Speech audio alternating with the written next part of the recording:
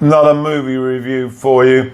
This one's number 87 in my top 100 movies of all time, and it's Long Day's Journey into Night, directed by Sidney Lumet, and it was released in 1962. Many of you will know that it's from a powerful script by Eugene O'Neil, and it was given the full treatment by Lumet and starred Ralph Richardson, Katharine Hepburn, Jason Robards and Dean Stockwell. You may remember Dean Stockwell from some sci-fi movies at the time. Well, this is a completely different kettle of fish, and to be honest, he's a little bit out of his depth. Anyway, we get the full exhausting emotional roller coaster ride here, nearly 3 hours, just like the stage play. The four characters are all broken, damaged, and viper-like in their use of language to inflict knife wounds that become septic and weep. Lumet directs the movie much like the stage play, with all the scenes shot in one room. Each of the four characters take their turns as the lead, but by far the most stunning is Mary, played by Hepburn, particularly in scenes such as when she describes how she became smitten with her husband James as a young woman, and how she got swallowed up by the narcotics gripping her psyche. Her eyes twitch and her non-verbal movement is indicative of a master at work, an actress of awesome talent. Also, her reaction when told by Edmund that consumption necessitates time at a sanatorium is an amalgam of emotions.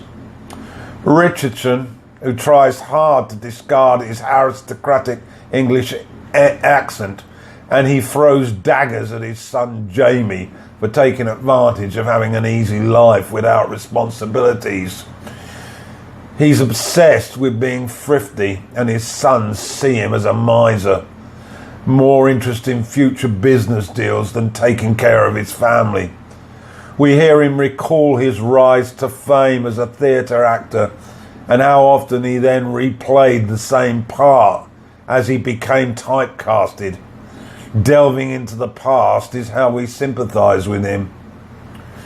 As for Edmund, he continues to take an opportunity to share in his dreams, memories, highs and lows, and we are struck at his poetic use of words. And finally, to Jamie, Robards returns with a belly full of ale and begins as the entertainer, amusing his younger brother and abusing his father constantly. He then moves on to women and desire, and his compassion for a plump female he saw at the bar, and then he slides into self-pity before the brothers clash over their feeble mother.